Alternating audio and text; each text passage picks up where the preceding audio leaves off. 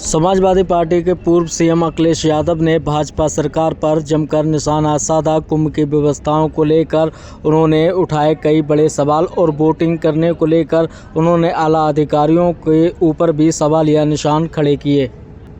और जहाँ तक सवाल महाकुंभ का है, महाकुंभ के खिलाफ कोई नहीं है, लेकिन महाकुंभ में आपने निमंत्रण दिया और कहा हमने 100 करोड़ लोगों का इंतज़ाम किया है, लेकिन भगदड़ कैसे हो गई, ट्रैफिक जाम कैसे हो गए, लोगों को गाड़ियों में गुजारना पड़ा समय, लोगों की जान चली गई, लोग अयोध्या में मर गए, श्रद्धालु आपके बनारस में मर गए, श्रद्धालु आपके बड़े पैमाने पे घर पहुंचने और घर से आने पर मर गए।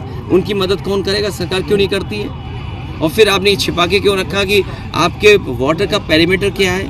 आप समझते हो ये बैक्टीरिया कहाँ से आता है? ये बैक्टीरिया जहाँ से आता है शायद मुख्यमंत्री जी को पता भी नहीं है।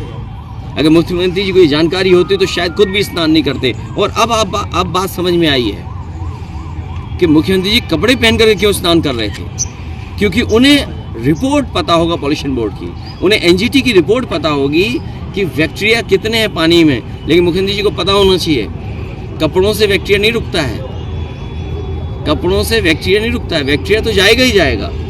इसीलिए मैंने मांग की है श्रद्धालु जिनकी जान गई है उनकी मदद सरकार करे, और इस स्नान के बाद जो लोग बीमार हुए हैं उनके पूरे इलाज का इंतजाम भी सरकार करे। सुनने में आ रहा है कि कल्प वासी लोग बड़े पैमाने पर बीमार हो गए बनारस में जाकर के। इसकी जांच आप बेहतर कर सकते हैं। उनको जो बीमारी है, उनको जो दिक्कत पैदा हुई है वो स्नान के बाद पैदा हुई है। सर, लगातार आपकी जो पार्टी के नेता हैं, चाहे वो मनीष जी हों या अब पूर्व एमएलसी उदयवीर सिंह, सब पे लगातार एफआईआर हो रही है। ये अधिकारी लोग बहुत सिंपल है। किसी ने कल मुझे बताया कि जनता को गुमराह करके इन्होंने सरकार बना ली। अब अधिकारी ने गुमराह करना। कुछ अधिकारी मुख्यमंत्री जी को छिपाने के लिए, उनसे कमियां छिपाने को, क्योंकि मुख्यमंत्री का व्यवहार वो समझते हैं, वो जानते हैं कि इन्हें जेल भेजना, इस तरह के व्यवहार बहुत पसंद है, तो जनता को गुमराह करके सरकार बना ली। आज अधिकारी गुमराह कर रहे हैं, अधिकारी अपना करप्शन छिपा रहे हैं, अपना भ्रष्टाचार छिपा रहे हैं। आप बताइए कितने बड़े पैमाने पर भ्रष्टाचार हो गया है। सुनने में आया कि शौचालय में पिछले कुंभ में भी हुआ था, पिछला अर्ध कुंभ जो सरकार ने किया था उसमें शौचालय में भी बड़े पैमाने में घोटाला था, और इस समय भी जब जांच होगी तो शौचालय सबसे ज़्यादा घोटाले में निकलेगा। और सुनने में आ रहा है कई 100 करोड़ की बल्ली लगा दी गई महाकुंभ। उनके सामने बोलना गलत है, लेकिन फिर भी बोलना चाहिए कि सच नहीं बोलोगे तो कब बोलोगे?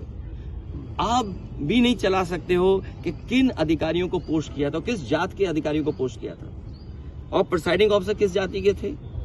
प्रिसाइडिंग ऑफिसरों की पूरी वो रिकॉर्डिंग आ गई।